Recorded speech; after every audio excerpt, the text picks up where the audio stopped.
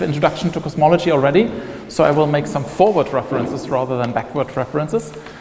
And I start with a brief outline. Okay, so point 0 on the list of the outline is do interrupt me at all times and ask questions.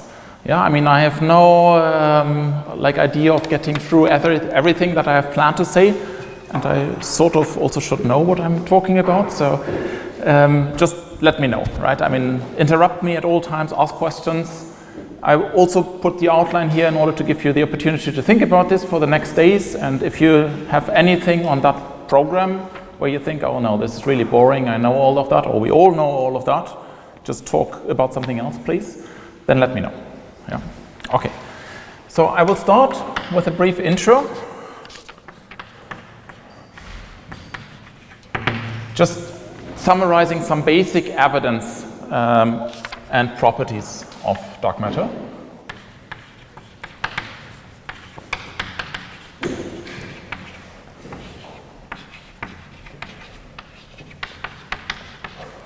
And this will be really short, just to sort of set the stage.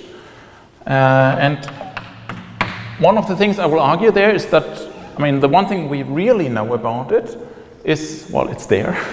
And we know exactly how much there is. Yeah? So there's this one number that sticks out as one of the fundamental parameters in cosmology.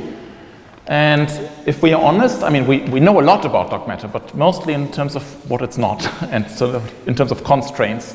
Yeah? So if we take that one measurement, that positive measurement that we have, series, I will argue that, well, we should at least connect to that. So in that sense, like if you want to organize sort of an overview of dark matter, you should somehow connect it to production mechanisms. Yeah, and that's how I have organized the lecture here, to organize the various candidates that you have in terms of classes of production mechanisms. Yeah, and the first main part that I want to talk about is dark matter production in the early universe from the thermal bath.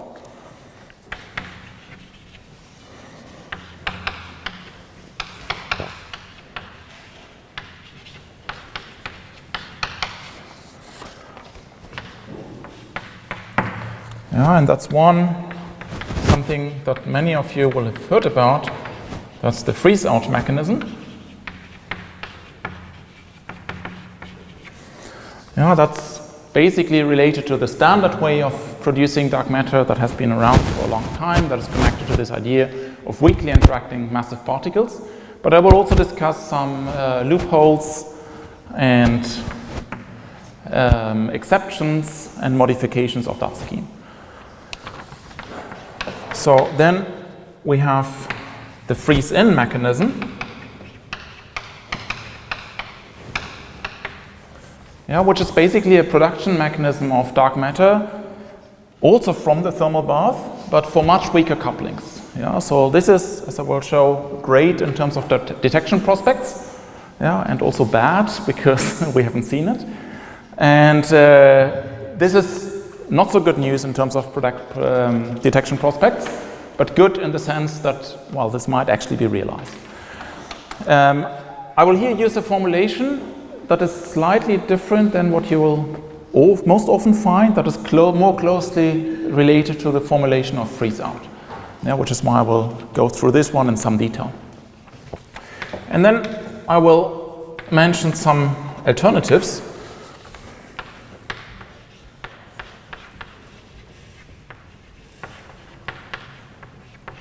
of how you can produce dark matter from the thermal bath, which is not directly related to these, and which goes under the name of, for example, strongly interacting massive particles, or also dark matter from exponential production, aka pandemic dark matter. Yeah, different ways of producing dark matter from the heat bath.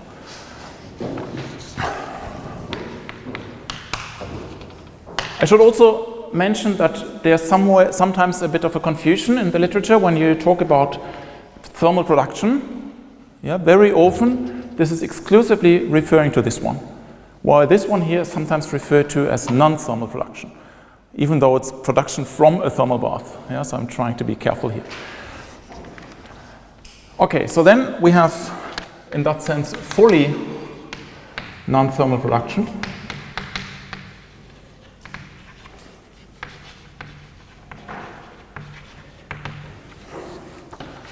And here we have, first of all, the case of very light scalar field, which goes under the name of misalignment mechanism. Yeah, and this is something that I will touch only briefly, because this is something that will be taken up next week. Yeah, in the ALP lectures. Then we have something that goes under the name of gravitational production.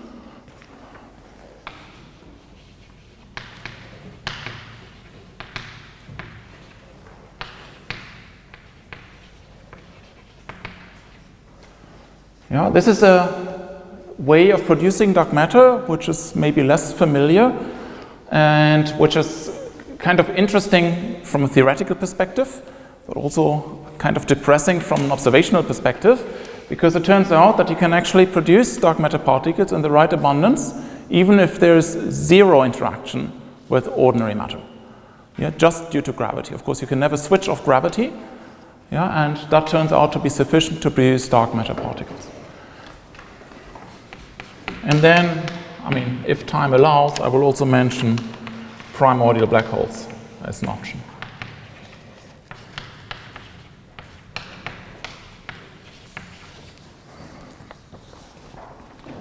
Okay, so this is just an overview, of course. There are many other options. This is kind of a personal selection. As I said, like if there's something missing on your list of favorite things that you want to learn about, let me know. I will also only very sporadically give references. I will put out the lecture notes. Some references are there. Yeah, but if you are wondering about specific references, just ask me. Yeah, I can provide them. Also note that there has been a very extensive dark matter review just a few weeks ago on the archive. Yeah, so this is also a good place to look up things. Okay, good. So let's start with the intro and evidence. Yeah, and we can organize this as, well, basically the scales where the evidence comes from. And, well, the smallest objects, the smallest gravitationally bound objects in the universe are galaxies, or maybe dwarf galaxies. And there's, of course, a direct piece of evidence that everyone knows about. You know, it's been on the news, public media, and everything, and that is rotation curves.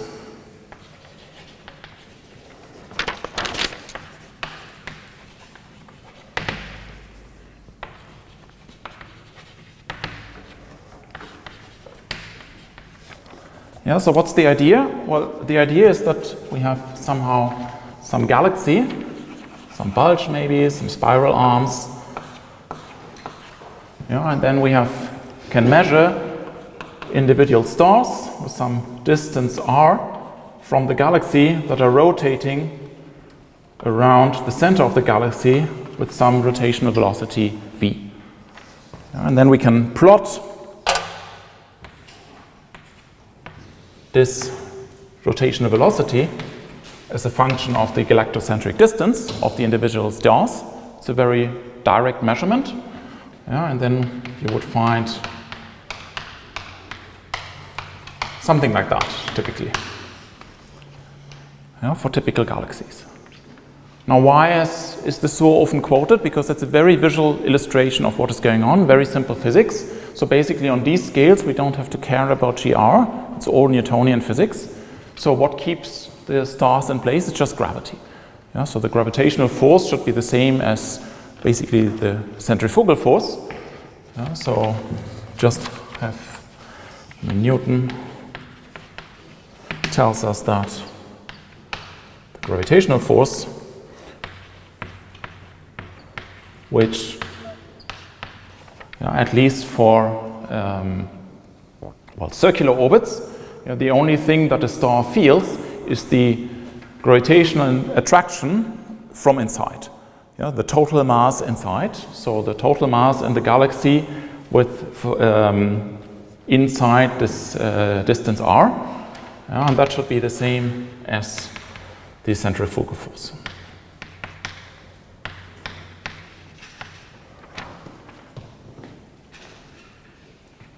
Yeah, so that means that, I mean, this is the thing that we measure, the velocity, the rotational velocity, and that tells you that the rotational velocity is a direct tracer of the mass, the total mass contained within that radius.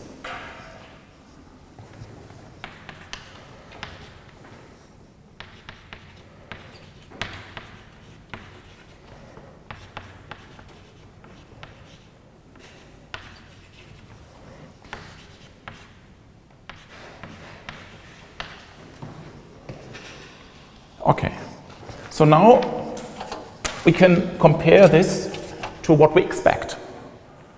Yeah, so this galaxy, I mean, the amount of observed matter in all wavelengths is associated to some kind of visible radius, yeah, the radius of the visible disk. Yeah, of course, there will be like individual stars even outside that, where we can measure the rotational velocity. Yeah, but the dominant mass of the galaxy is contained to some mass scale. Let's call it our disk.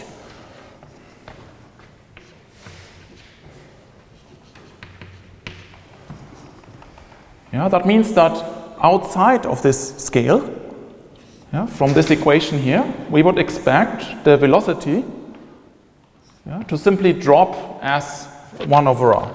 Sorry, there's of course an r squared here and an r there. So, yeah, so the velocity is expected to drop as the square root of 1 over r.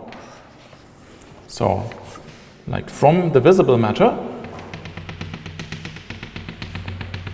we would expect like this. So this should go like 1 over square root of r.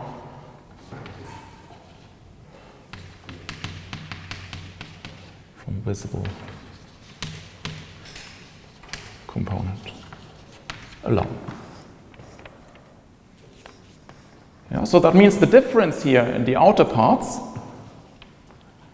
yeah, is a direct measure of a difference in the mass. So there must be some additional mass around in these outer parts of the galaxy. Yeah, and that is exactly what dark matter is referred to, yeah, also historically.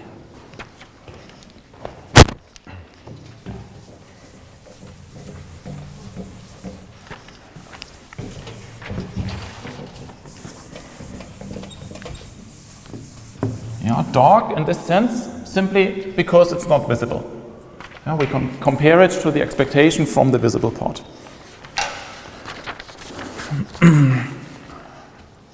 Okay, so this is a very nice illustration. That is why you can find it in all the public accounts of dark matter. Yeah, but you should know that this comes with a very big but.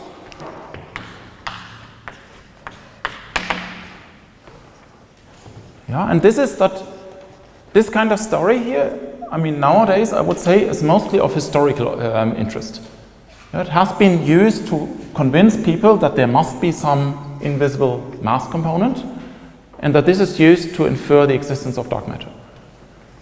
Yeah, but once you look into the details, I mean, it's actually much more complicated, because it's not that every galaxy looks like that. Galactic rotation curves are very different. Yeah, so it's basically a mess, because, I mean, these are astrophysical systems with lots of different baryonic physics going on. Yeah, and if you just look at the rotation curves, to infer the existence of a single universal dark matter component is very difficult. So this is no longer the main argument.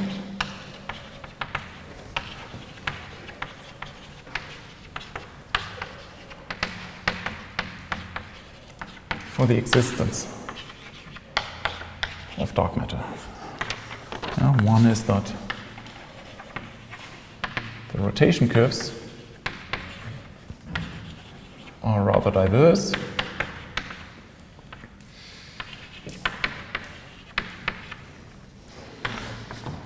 And the other thing is that this particular discrepancy can actually be nicely explained by alternative theories of gravity.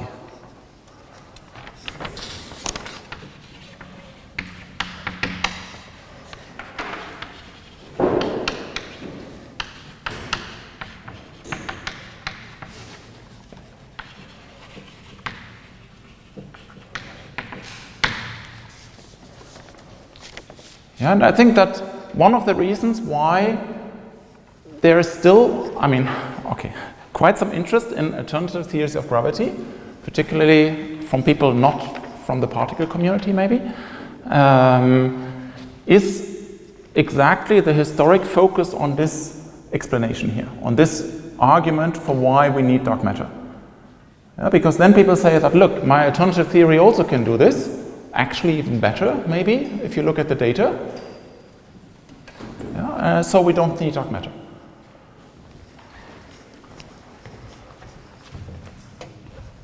Yeah, so I almost would want to put the explained in quotation marks here, because it's really, the kind of theories that you need there are rather baroque. But more importantly, as I will argue later on, is that they can't explain all the other evidence for dark matter. Yeah, so one thing that I want to really take you home is that when you explain dark matter to fellow students, family, whoever, try to avoid that argument, or at least always present it with a big grain of salt, saying that this is not the main evidence for dark matter these days. Yeah, it's very nice, very visual, but not the main evidence for dark matter. Okay, I should say that, you can still, there are systems, there are galaxies, and that is of course why it was used historically, where this actually works out very nicely, such as the Milky Way, Andromeda, for example, as well. Yeah, and there you can find that the total mass in dark matter, in this invisible component, is about 10 times as large as in the visible parts. Yeah, you can use a similar system more on a stochastic basis on dwarf galaxies. There you can't measure the individual rotational velocities. You have to refer to something that is known as Jeans analysis, basically a statistical version of this argument. Yeah, and those are the most dark matter dominated systems that we know of, where mass to light ratios are about 1000. Yeah, so mass to light ratio expresses the mass of a system divided basically by solar masses, roughly. Okay. Then moving on to larger scales. Yeah, we get from galactic scales to the scales of galaxy clusters.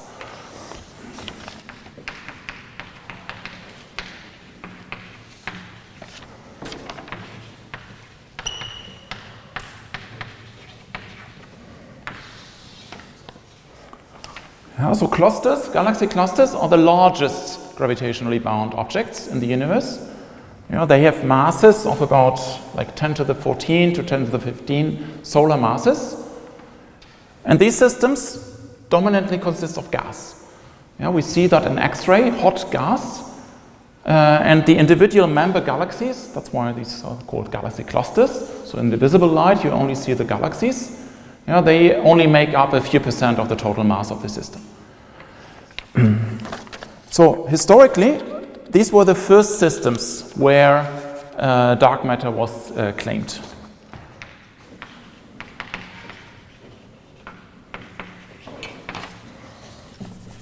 So this was in particular Zwicky in 33, but already before that, this notion of dark matter was floating around. So the dark matter problem, in some sense, has been around for 100 years or so. So what did he use? The virial theorem.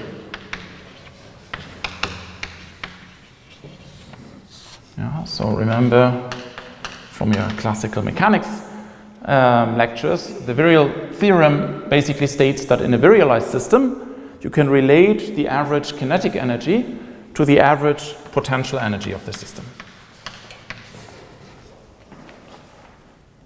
Yeah, and then, you need to have some kind of mass model in order to actually express one to the other and express it in terms of average velocities or velocity dispersions.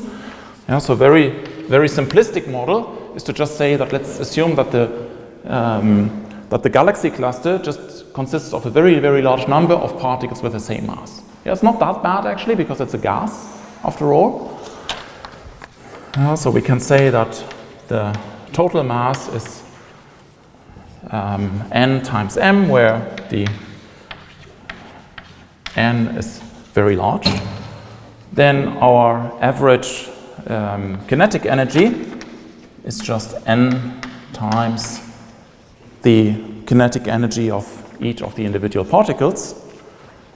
And the potential energy, or 1/2 times the potential energy, is the potential energy for the average distance of any two particles times the number of particle pairs that we have. Number of particle pairs is something like that. And of course, you can drop the -1 here. So we have an n squared, m squared here, and an n times m there. So that means we can directly relate the mass, the total mass, to the velocity dispersion and size of the system.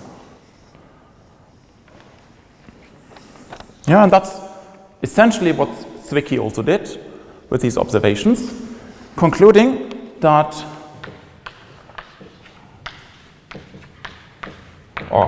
with refined observations, the conclusion is that the dark matter contribution to the cosmological density, Yvonne, I think, already introduced this dimensionless density parameter in the cosmology parts. Yes? No? Yes. For dark matter is about 0.2.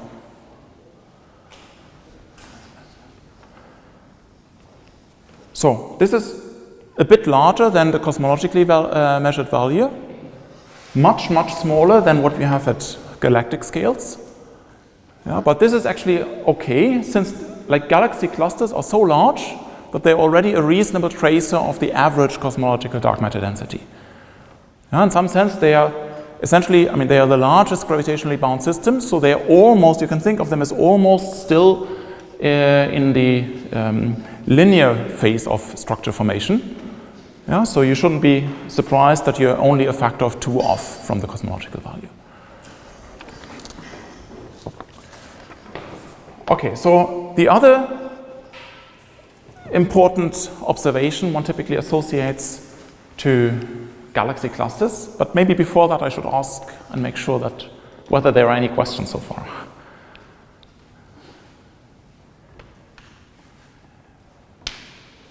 Maybe you've seen all this stuff already.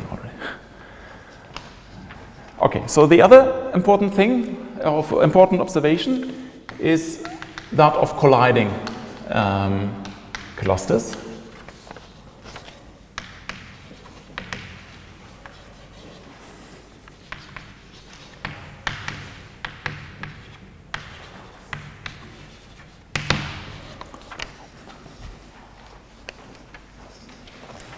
So,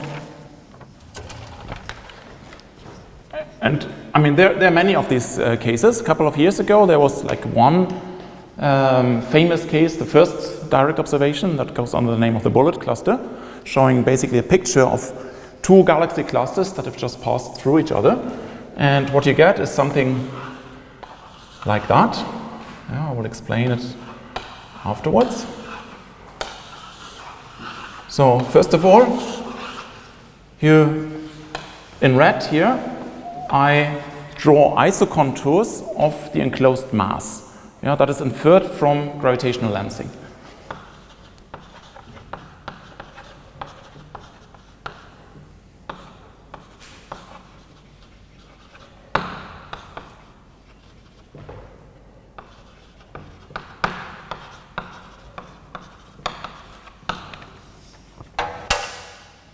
And then, on the other hand, of course, this is invisible. We infer the mass from gravitational lensing. And on the other hand, you have the actual clusters. I see what maybe have described them before, that you see in X-rays. So this is the dominant mass contribution to the clusters.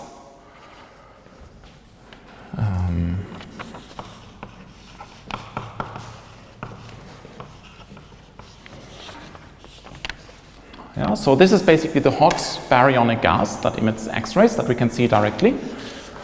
And this basically tells us that, so this is a snapshot of 2 clusters that have collided through each other. And the first example of this is referred to as a bullet cluster because you actually see the shock wave in the picture of this one, not in my picture. But it's very nice because these pictures allow you to see immediately, very visually, that dark matter, A must be the dominant mass distribution, because it's not, the rather massive amount of matter in the baryonic and the visible part, 10 to the 15 solar masses, does not distort at all the total mass that is enclosed here. It's basically a spherically symmetric system. And it also tells you that dark matter must be something very different from ordinary matter. It cannot interact with ordinary matter, but it also cannot interact with itself, because otherwise you would see similar distortions of the initially spherical systems. So this is very powerful.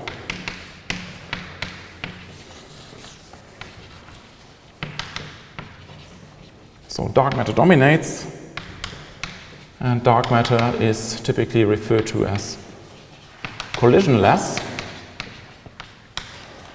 which really means that there's an upper bound from these kind of observations on the self-interaction cross-section of dark matter particles.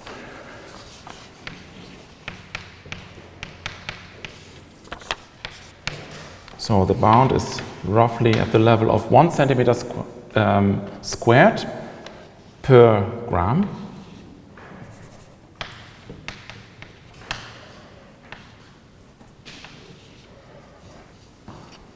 Which in particle physics units is something like a picobarn when you express the dark matter mass in GeV. So actually, even though people often state dark matter as being collisionless, this is a pretty large cross-section.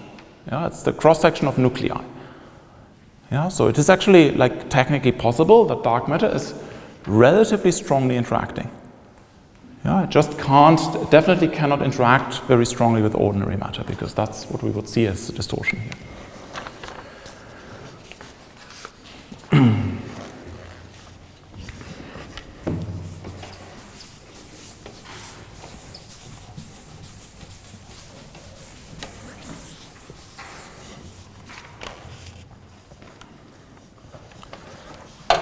Okay, and then getting to even larger scales.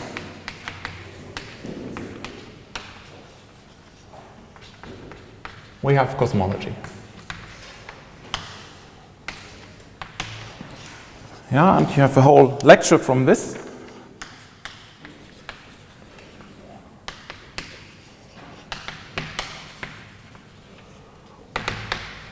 And of course, you have already seen that the dark matter part is a crucial ingredient of the lambda CDM concordance model. In fact, it's one of 6 free parameters that we have in the model. And why do we need it? In particular, to describe the inhomogeneous part of the cosmology. So that's exactly the part that you haven't heard at this school about yet. So it's not just needed to describe the homogeneous part, the matter-dominated universe, for example. But it's needed to describe the inhomogeneities, structure formation.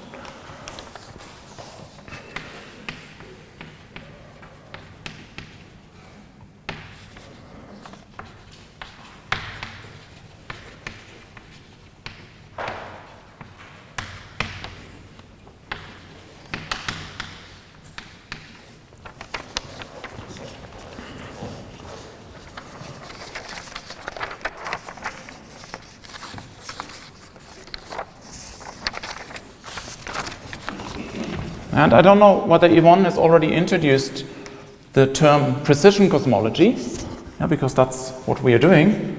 There's tons of data, and we have a 6-parameter model, which in turn means that these parameters can be determined to very high precision.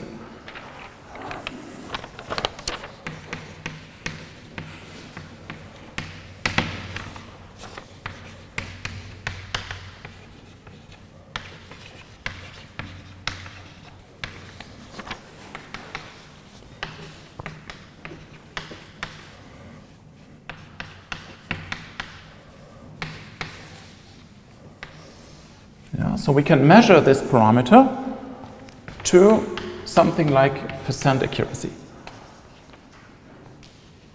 Yeah, and that's of course, I mean, the fact that we can actually use such a simple model by introducing just one additional parameter, if you wish, that is in itself a very remarkable achievement. Yeah, it also tells you that dark matter plays an absolutely crucial role.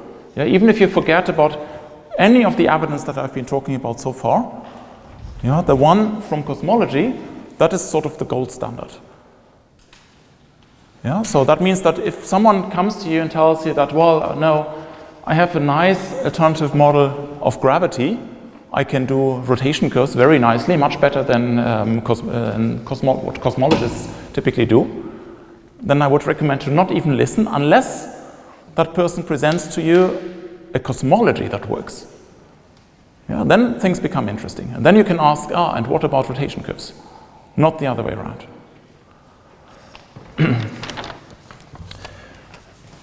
Okay, so the other thing I wanted to mention is here that this reference to 1%, yeah, this is specifically to lambda CDM.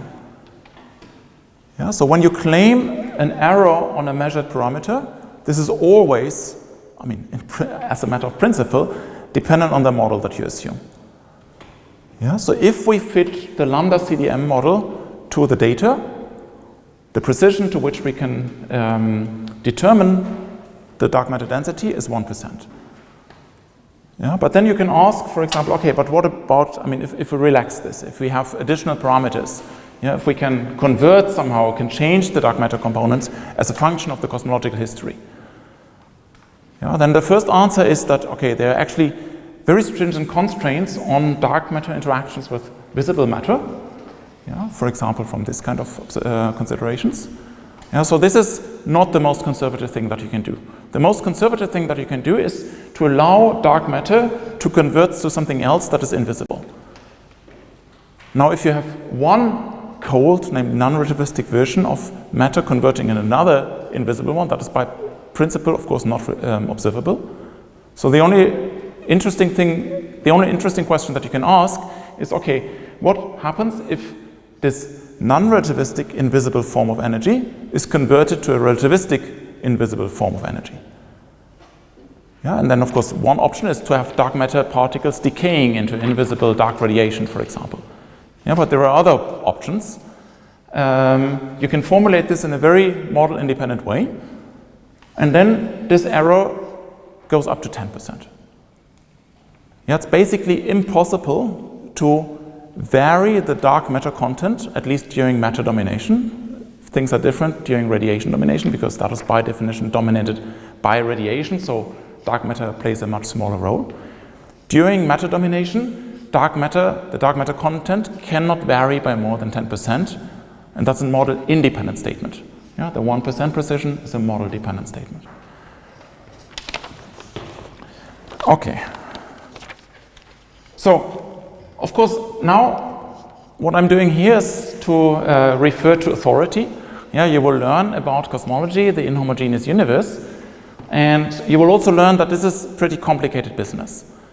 Yeah, so which is another psychological reason why people often focus on rotation curves, because there's this widespread feeling that, okay, sure, cosmologists can do a lot of stuff, there's a lot of data, but it's a black box. Yeah, so what I'm trying to do now is to convince you that this is not at all the case, at least if you want to argue for the existence of dark matter. Yeah, to actually get down to 1% precision, of course, you need to do data analysis. You need to understand your system well, and you need to use complicated codes. But there's a very simple argument for why the fact that the universe is obviously inhomogeneous, we don't live in a homogeneous universe, yeah, we are around, immediately tells you that there must be dark matter.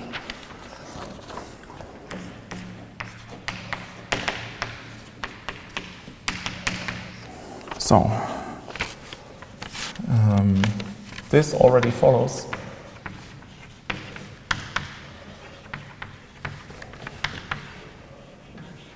from linear gravity.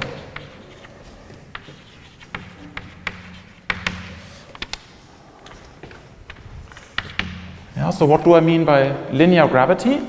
Well, your choice, basically. You can think of this as linearized GR. Yeah, you literally take the equations of GR and linearize them. So linearizing in the sense of starting from the Friedmann-Robertson-Walker background that you've already talked about and add small perturbations. Or you actually just use classical physics, Newton and basically Newtonian physics and the Euler equations, and add on that by hand that the background is expanding. So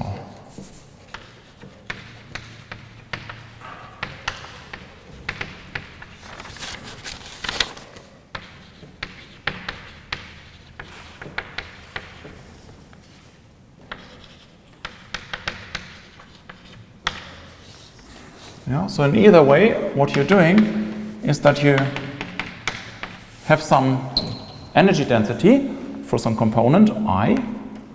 Yeah, and in general, this will be time and space dependent. Yes? I'm not sure to understand what you refer when you say gamma and B only allow matter is different from zero. What I mean by this? No, the left gamma And B? Note. Important.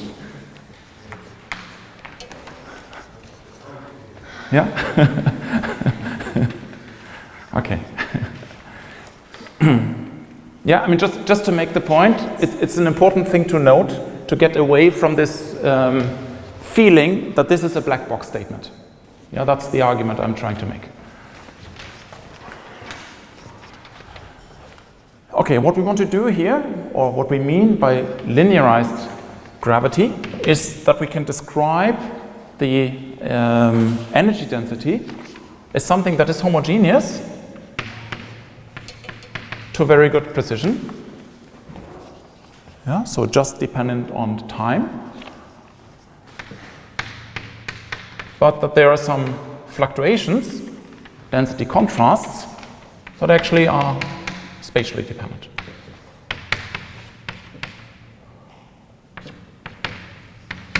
And of course, we can have different density contrasts for different components in principle. Yeah, you can make that ansatz either in the full GR equations, or you just describe a Newtonian system, use the Poisson equation, conservation equations, and make the same ansatz. You get the same result. Namely, that during matter domination and inside the horizon, these are, like inside horizon is of course a GR concept. This is the part where the GR analysis applies to.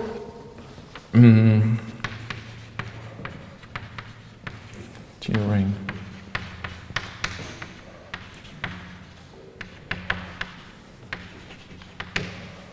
matter domination, you find the following, that if the pressure of the component is very small, this is what you've introduced as matter or dust in the GR context, then the density contrast has a very, very simple behavior. Namely, it scales directly with the scale factor of the universe. Yeah, this is something that you will do in the inhomogeneous part of your cosmology lectures if you haven't seen it before. Otherwise, I mean, just based on classical physics, it's also a nice exercise to derive for yourself. It intuitively makes sense because gravity is attractive. Yeah, so if you start with a homogeneous background and you put some small overdensity here, of course the overdensity will grow because gravity is attractive. And that's just a consequence of this. Whenever we have, that's a gravitational instability. And that's the only input that you know from the need from the theory side. Because now we can start from observations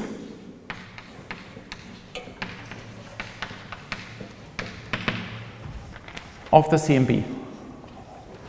And by looking at the CMB, we note two things. Yeah? One is that, well, the temperature is 2.7 K. Yeah, but we actually know the physics of the CMB.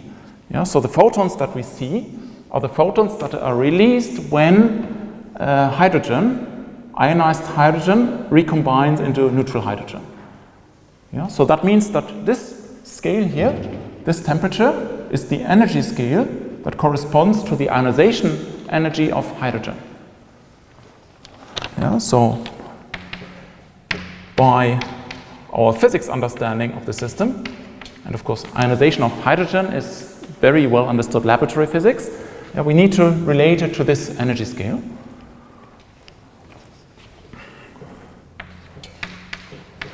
And well, you can do the math, just unit conversion, and see that this is a factor of 1,000 off. Yeah, so why are these off by a factor of 1,000? Well, because the universe has expanded since then. Yeah, so this is simply the fact that the photons that we see today have redshifted from the original value of 13.6 eV to what we observe today by a factor of 1,000. Yeah, so knowing the physics and observing the actual energy, we know by how much the universe has expanded since the CMB. Yes? I'm sorry, the fluctuation delta seems to now depend on time. Sorry, delta I, like this one? Yes, they only depend on time. So here I only spell out the time dependence. There's an additional x dependence. Yeah, so typically you analyze the system in Fourier space such that the x dependence turns into a k dependence. Yeah, and I leave out the k dependence here. Yeah, so this is only the time dependence. So it's the same time dependence for all Fourier modes. Yeah.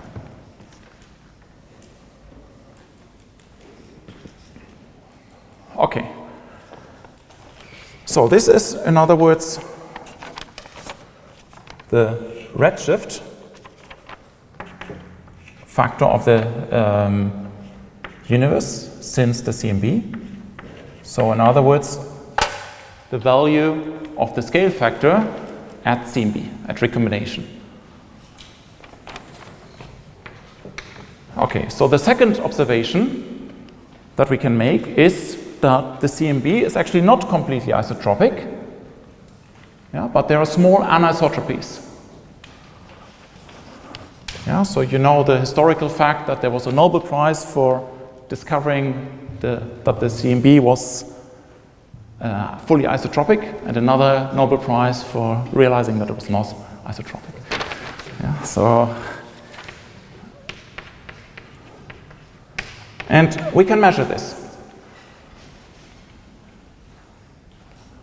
Well, we can measure this, and why is it interesting? Well, it's interesting in this context because we can directly relate it to the density contrasts. CMB at recombination, yeah, then the photons were still, or the system was still in equilibrium. Yeah, so basically a radiation-dominated system. Yeah, so that means that the energy density in the radiation part scales like the temperature to the fourth. Yeah, so that means if I write the same, like delta rho over rho, and I know that rho scales like t to the 4, it means that delta rho over rho must be 4 times delta t over t. Yeah, so I can directly relate this to delta rho over rho at CMB, which is just this component here, delta r, for the radiation part, which at the time the CMB photons were released is the same as the baryonic part, because they were tightly coupled. And at the point of the CMB photon release, the photons were released. Well, and this is measured to be 10 to the minus 5.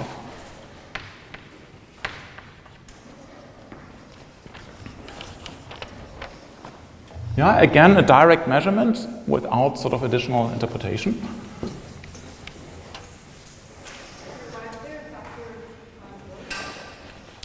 Sorry? Because rho is proportional to t to the 4 for radiation. Yeah. So that's what I'm using. Yeah.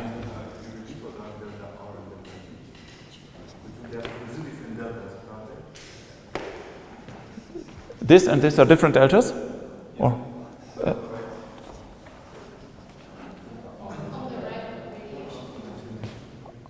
this is so this is an R for radiation. I could also write gamma, maybe that's clearer for the CMB photons. And I'm just saying that these must be the same as for the baryons because they're tightly coupled. Yeah, so my argument is just that what we actually observe is this one. Yeah, this is a direct observation today, but there's a very simple and immediate relation to the quantity that we're interested in the baryons, in the ordinary matter. Okay, and now we can just put this together. Yeah, what would we expect today? So, without dark matter, what do we expect today? The baryon density contrasts in the baryon should be, well, the density current contrasts at the time of the CMB times, using this one here, times the amount by which the universe is expanded since. Yeah, so times A naught. Yeah, very simple physics. Well, but this is a factor of 1000, this is 10 to the minus 5, so this is 10 to the minus 2. So that means if there wasn't any dark matter, the universe should still be homogeneous. We wouldn't even have entered the nonlinear regime.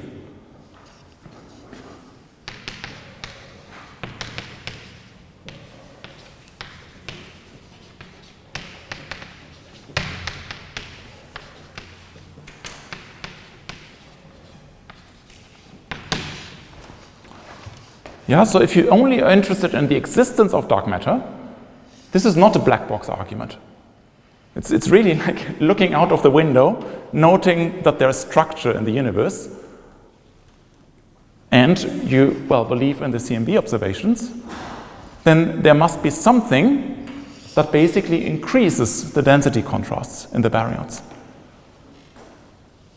Yeah, so that means that at the time of the CMB photons, the baryons, the initial density contrast in the baryons must somehow have been enhanced drastically. And that is only possible if there are some significant gravitational potentials around already, which are not visible. So that's what dark matter is. Yeah, so if we sketch this, the density contrast as a function of time, here is today, then we have the recombination or CMB times, and maybe here equality. Yeah, so then I'm trying to use the same colors. So the photons, they actually don't evolve or are slightly suppressed. Maybe even, as long as they are coupled and then they start to oscillate. This is the complicated feature that we see in the CMB and that we will discuss in more detail. And then the baryons are coupled tightly. So this is the delta radiation. The baryons are coupled tightly to the radiation component until the time of recombination. And then, without dark matter, you would expect growth as the scale factor.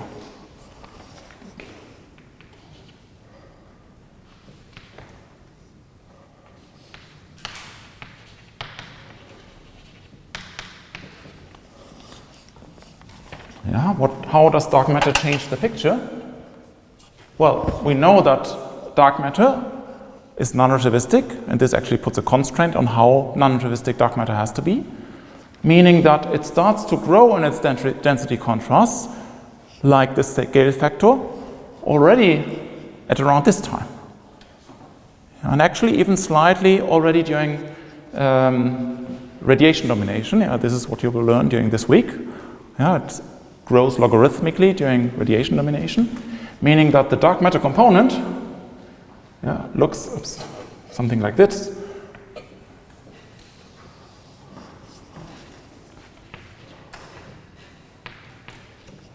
And the actual evolution of the baryons is that at the moment they are released, they do not evolve independently, but they fall into the gravitational potentials that dark matter has already provided. Yeah, so that means that the actual evolution looks something like that. Yeah, so they very soon enter the non-linear regime. Yeah, galaxy formation starts, star formation starts, and so on. Yeah, and that is what we need in order to reconcile this picture of cosmology with the observations.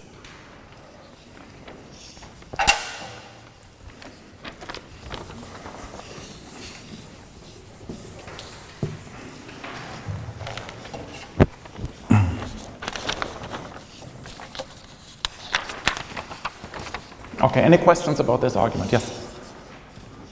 Why keep baryon stay constant for invisible? Because they are coupled to the photons. Yeah, so it's basically a bath, a plasma that is relativistic, a photon-electron mix. Yeah. Yeah. Sorry, but that relationship is a factor for being the Did I get it wrong? No, I mean if you have the delta rho here,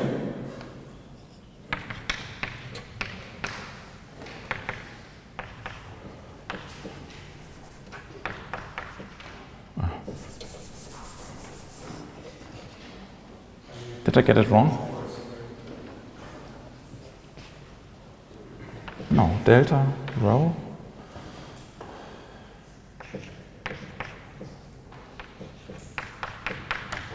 Like this, no?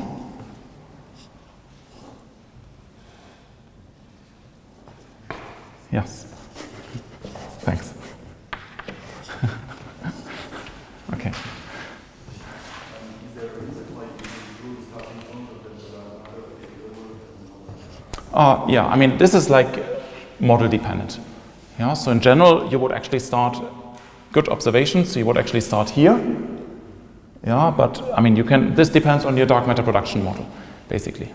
Yeah, if you have, I mean, this is basically you can say that this is unknown, and the point is that even if you, it's to make a stronger argument. So, like in the sense that even if you start with a smaller density contrast, which is very unlikely, yeah, you would still have this kind of development. Yeah, but the whole point is that whatever you come up with in terms of alternative explanations of the dark matter puzzle, you need to explain this part here.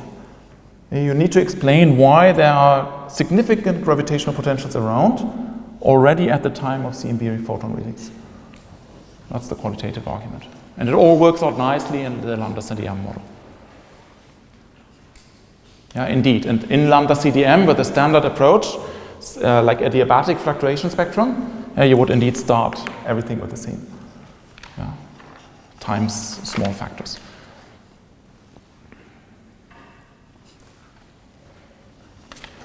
Okay, good. So let me summarize this part.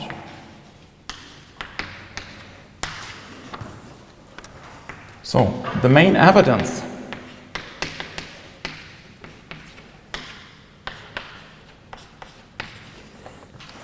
for dark matter comes from cosmology, not rotation curves.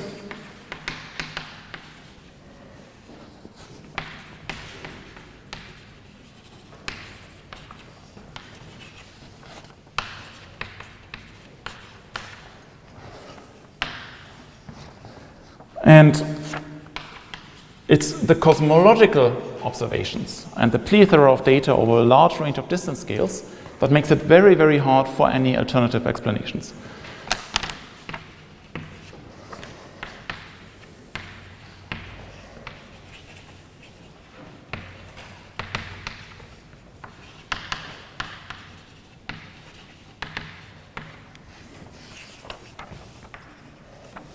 Additionally, I mean, from the discussion, you could sort of see in between the lines, I mean, all this evidence for dark matter also pinpoints the properties. Yeah, so we have many constraints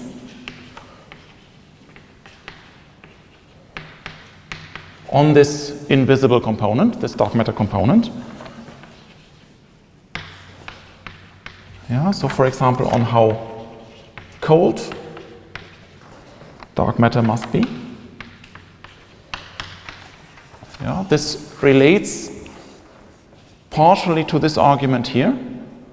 Yeah, we don't want to change this argument, the way structures grow. Another reason is that so you're directly affected at the level of linear growth, but you're also affected at a later level when you get into the mildly nonlinear regime. This is something that Yvonne will discuss, because basically if dark matter is moving too fast, it can freely stream out of overdense regions. So it reduces the dark matter or the overall mass density in these regions. And then you would get a structure formation history that is not consistent with observations. Yet another constraint on this is from Big Bang nucleosynthesis. This goes into like the very early stages of the universe during still radiation domination. You have already seen in the homogeneous part of the universe, of the cosmology discussion, that the Hubble rate is basically given by the energy content of the universe during radiation domination. So if dark matter was hot during radiation domination, this would give an additional contribution on top of the standard model contribution to the energy density. So the universe would expand faster, messing up with the timescales during Big Bang nucleosynthesis. So that gives you a constraint even on how hot or light dark matter could have been at very early times. There are also very strong constraints on interactions with visible matter.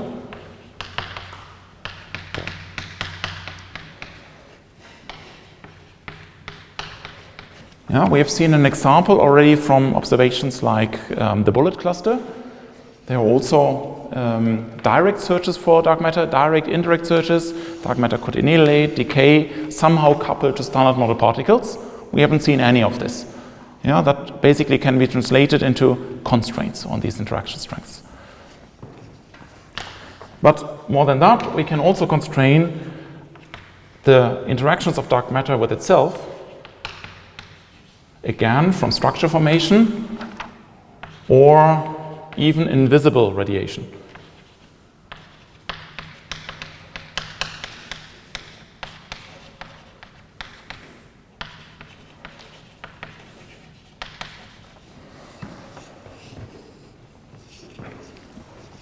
So what we can conclude from this is that, well, apart from the fact that dark matter is around, it definitely cannot be standard model. So even more exotic standard model particles don't check these boxes. So to put it in an exciting way, this is evidence for beyond standard model physics.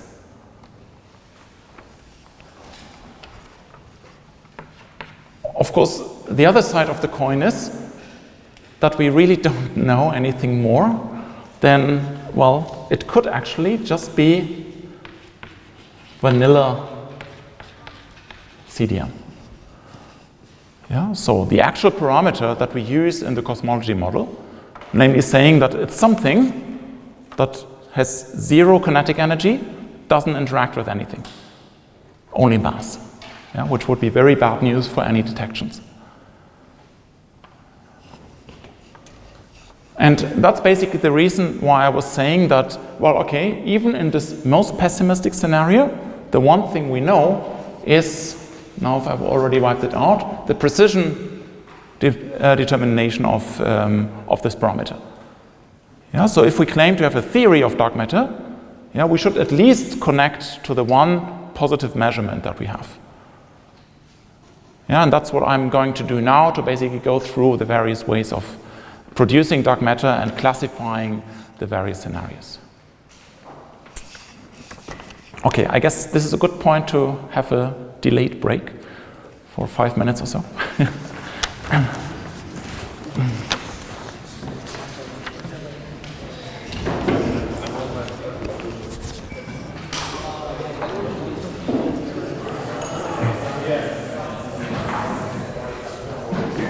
So I have like, I don't know, a comment. Yeah. Because A bit with the Q&A round before I start with the production part. Questions? I'm not pointing at anyone, but I recognize many people standing here in line wanting to ask questions. So don't be shy. Think of the benefit for others if you ask the question like such that everyone can hear them. Okay, thanks. I don't know how to phrase this properly, but I know that there are a number of tensions with lambda CDM. Yeah. Cosmology, like the Hubble tension, there's a sigma 8 for it as well. Right.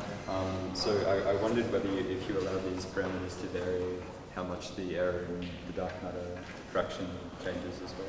Right. Yeah, thanks a lot for the question. So just to repeat, so there are various, I just stressed how well the cosmological model works, but in fact there are a number of tensions with theta. Yeah, there are two classes of tensions.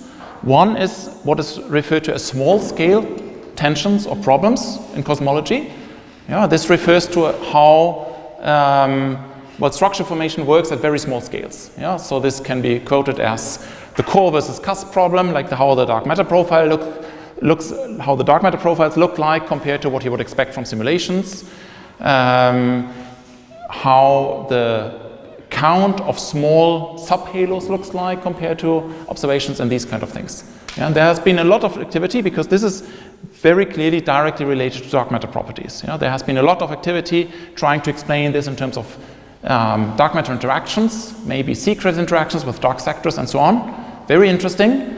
The problem is that these small scale issues have always been debated, and evidence, one must say, has been just fading away with recent years. Yeah, so the more advanced numerical simulations of structure formation have become, the less is there any evidence for deviations from lambda CDM. Yeah, and the problem is the baryonic part. The baryonic physics is very complicated, which is why fluctuations from system to system, that's also related to the comment I made about rotation curves, is very different to model and to reproduce. Yeah, okay, so then there's a different class of anomalies, discrepancies, and those are really cosmological. So maybe you should ask the same question to Yvonne as well. Yeah, and in particular, there's something that is known as the Hubble tension. Yeah, so very roughly, it seems to be that when you use the cosmological lambda CDM model and you fit it to only high redshift data, like CMB data in particular, but also slightly later times, then you get one number. Yeah, you fit it only to local measurements, you get another number. Yeah, it's not a huge thing, but it's at the level of, depending on how you do the analysis, of beyond 3 sigma. Yeah, so quite significant. And what is worse is that there has been a focus on this, and the numbers of sigmas is just increasing during recent years. So not going down. Yeah, so when someone claims a tension, people look at it in more detail, and the tension in terms of numbers of sigmas goes down, then you can already extrapolate that in 5 years from now on, no one will be talking about it anymore. Despite the 500 papers that appeared on the arXiv the first day. But here it's the other way around. Yeah? So there might actually be something going on there.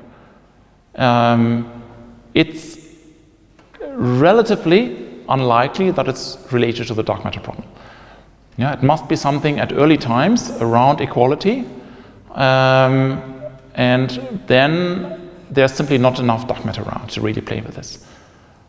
Yeah, but these are things that happen at the percent level approximately of lambda CDM. So the background description is still just a success story. But now we are getting into we're doing precision cosmology, and it's only at this point we start to see that there might be a problem with this very simple 6-parameter model. And presently, no one understands this. Yeah, so there are entire workshops dedicated to this. Okay. Yes? I mean, just because it came up, can you discuss a few minutes about the minimality versus non-minimality of dark matter versus the dark sectors? Because I think that was an interesting question. Yeah. So, I mean, my main answer to that would be that, well, the one thing we know about dark matter is that there's one number that, apart from this Hubble/sigma 8 tension, describes all the data. Yeah. So that's a very, I mean, that's remarkable. Let's put it like that. Yeah. So I would be hesitant to introduce models that require significantly more than order of 1 parameters in order to describe just one number. It gets less and less impressive, basically. But on the other hand, just from a theoretical perspective, there's nothing that tells us, like a priori, that the dark sector should be less complicated than the visible sector. So if there were observations that actually hinted at many numbers, if you wish, we shouldn't be too surprised either. It's just very premature to, I mean, in my view, to focus a lot on these kind of models now. There was another question. No, then. There were more people queuing here.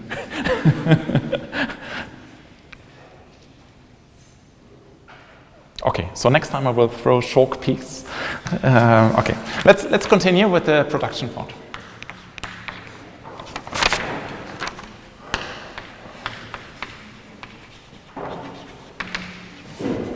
So, production from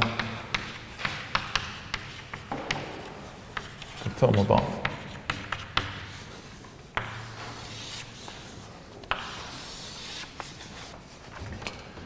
Yeah, so if we want to describe that, we basically need to resort to the Boltzmann equation.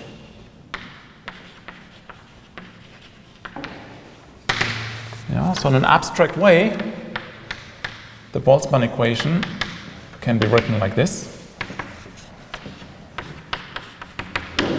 Yeah, so this is the phase space density of some particle species I.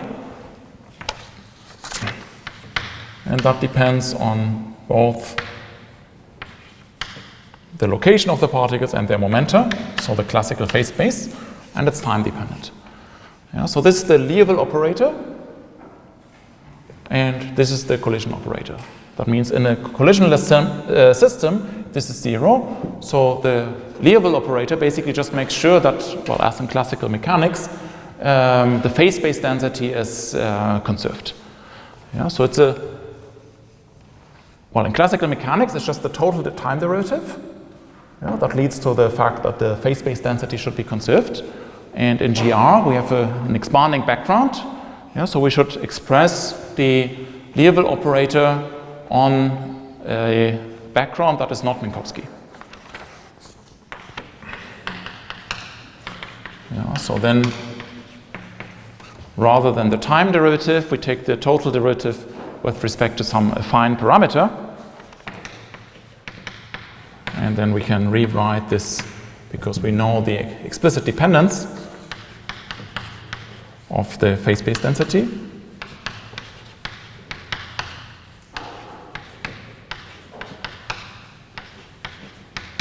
Yeah, note that here I only sum over the spatial parts of the form momentum because I describe real particles, so they are on shell. Yeah, the energy is not an independent degree of freedom here. Okay, so this is in principle straightforward. Yeah, but there's some confusion, and you will try to sort this out in the exercises as to what you mean with these symbols here. Yeah, in particular, you have to be careful with the choice of coordinates. Yeah, so typically, when you state the phase space density in this way, yeah, and you will talk about more about this in the cosmology part this week, what you mean is the position and momentum of co-moving observers. Yeah, so the position and momentum that an observer and freely falling observer would measure. So the standard choice is to have P, the physical momentum,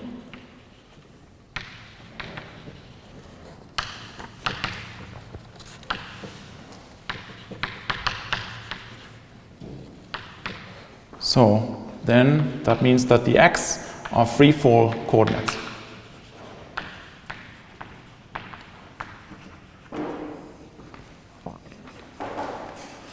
Yeah, on the other hand, if you want to apply this equation to GR and actually take into account the fact that we have a curved background, yeah, here you recognize the derivative of the momentum. Yeah, and then you should immediately think geodesic equation, yeah, because we're describing free particles if the right-hand side is 0. Yeah, so we want to use the geodesic equation, but that means we should use here the coordinate momentum that we get from a given choice of coordinates. And the choice of coordinates, for example, would be the standard coordinates in the Friedmann-Robertson-Walker background. Yeah, so these momenta are then defined with respect to these coordinates.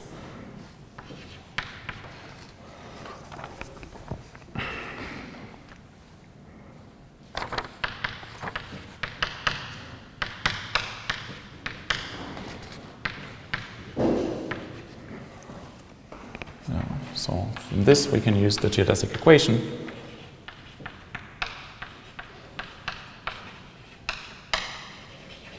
and describe everything in free fall.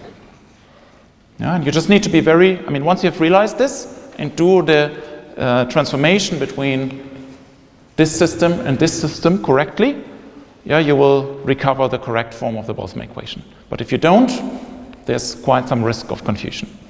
Yeah, so I leave that for the exercises. And what you find then is the Liouville operator in an expanding universe to be of this form.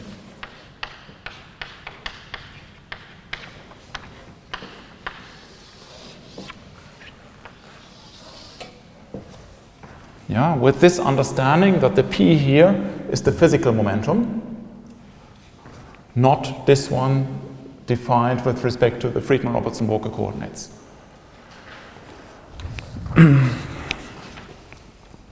Okay, so how can we make sense of this? How can we immediately see that this is a useful generalization of the simple total derivative that we have in classical mechanics? Well, we can, for example, look at the number density of this equation.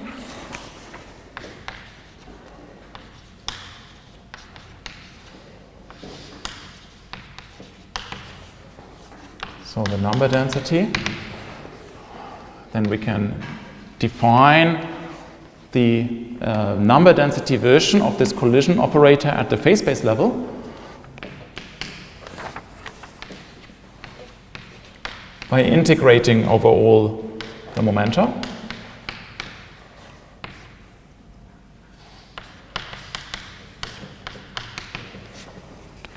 Yeah, and we divide by a factor of E, basically to get rid of this factor of E here. That's just a convention. Yeah, so by the Boltzmann equation, we should apply the same operation to the Liouville operator. Yeah, so then we get two terms. Yeah, remember that in the way we've described this here, P and T and X are independent variables. Yeah, so if we have a time derivative here, we can pull this outside the momentum integral. Yeah, so that means that the first term, after dividing by E, will just give us a dt, and then g d3 p d pi 3 f dt. And that is, of course, just the definition of the number density.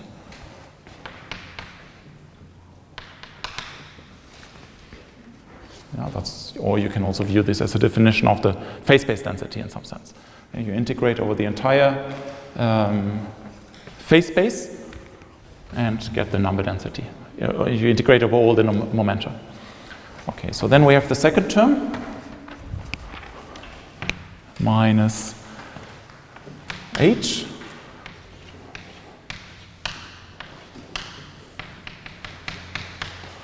And we have the derivative here.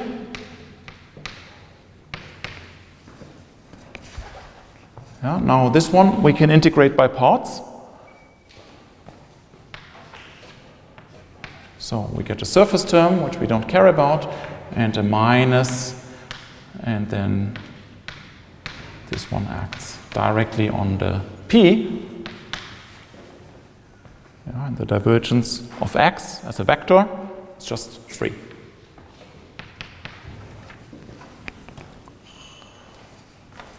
Yeah, so that means that what we are left with is a dtn minus 3h, and then you see that the remaining integral is just again a g times, so this g here is the number of internal degrees of freedom, yeah, such that I can use this as a definition of the total number density.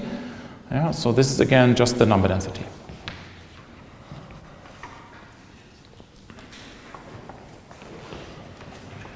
Okay, now remember that h is the Hubble rate. Yeah, so this is a dot over a, where a is the scale factor. So we can actually rewrite this as a to the minus, that's a plus, right? So there's a minus and another minus, so that should be a plus. And then we have a dt a3 n.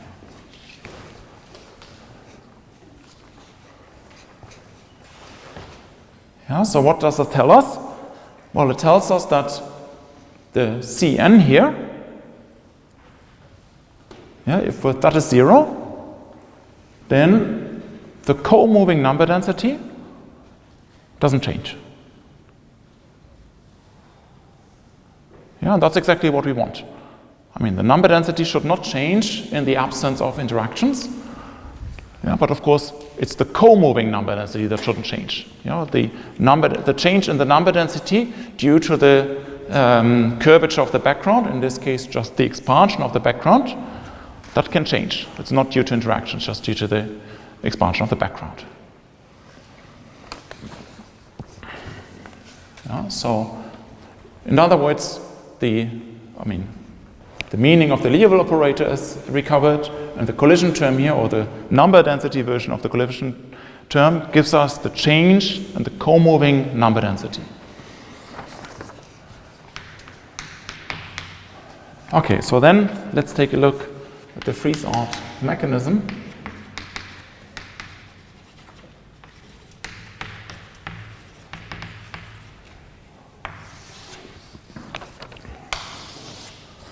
And let me at least write down the collision term, the collision operator for 2-to-2 processes.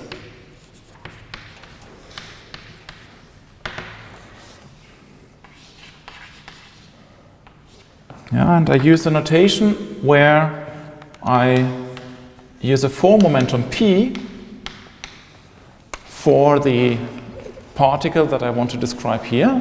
Yeah, so for the particle for which I want to determine the evolution of the phase space density by means of the Boltzmann equation, and all the other particles that take part in the interaction, I denote with k. Yeah, with energy omega.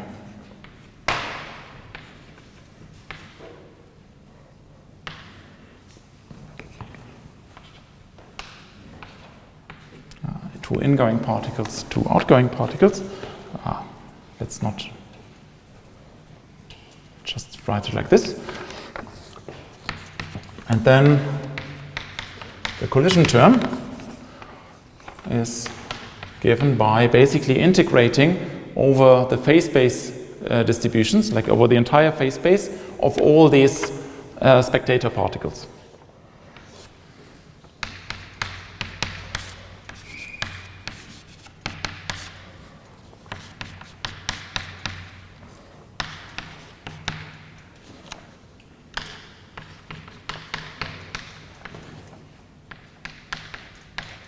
Yeah, so then we have to ensure momentum conservation.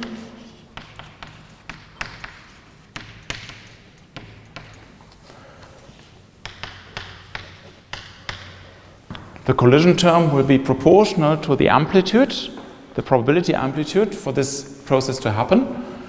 And then, in general, you have to sum over all the contributions from the various processes where this particle can appear. Yeah, and in such a case here, where I have only one particle of this type, I can have it in the initial state, or I can have it in the final state. Yeah, if I have it, let's start with the situation where I have it in the final state, so basically production like that, then the probability for this process to happen will be proportional to the number densities, or phase-space densities actually in this case, of these two particles. So we have an, okay, let's write it actually like this. So the amplitude in this direction, F2, F3. Yeah, but then I should take into account quantum mechanical factors for the final states. Yeah, so I can have quantum mechanical enhancements or suppressions.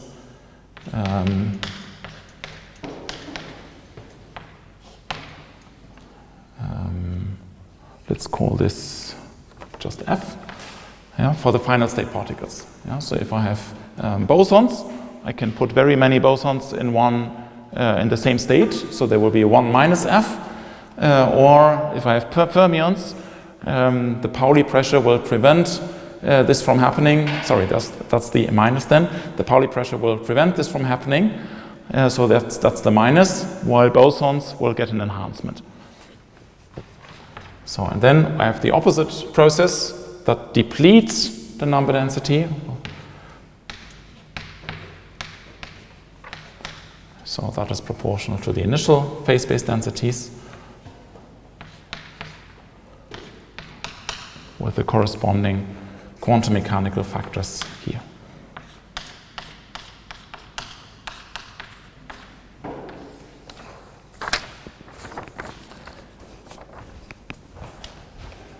Okay, and I guess that's when time is about up. So if you haven't seen this kind of expression before, make sure to discuss this during the afternoon or with me or both, because this is where we will start tomorrow and explicitly take this as a starting point to derive what is typically quoted as the Boltzmann equation at the level of the number density. Yeah, we will do it this way because we will also see the assumptions that enter in the typical form the Boltzmann equation for WIMP freeze-out as stated, and situations where this fails. Okay, great.